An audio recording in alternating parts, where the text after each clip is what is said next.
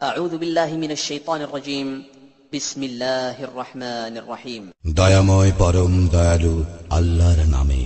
الحمد لله رب العالمين সকল প্রশংসা জগৎ সমূহের প্রতিপালক আল্লাহরই, الرحمن الرحيم যিনি দয়াময় পরম দয়ালু, مالك يوم الدين কর্মফল দিবসের মালিক।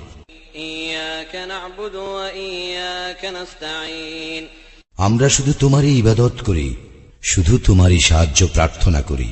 اهدنا الصراط المستقيم আমাদেরকে সরল পথ প্রদর্শন করো, صراط الذين أنعمت عليهم তাহাদের পথ যাহাদেরকে তুমি অনুগ্রহ দান করিয়াছ, غير المغضوب عليهم ولا الضالين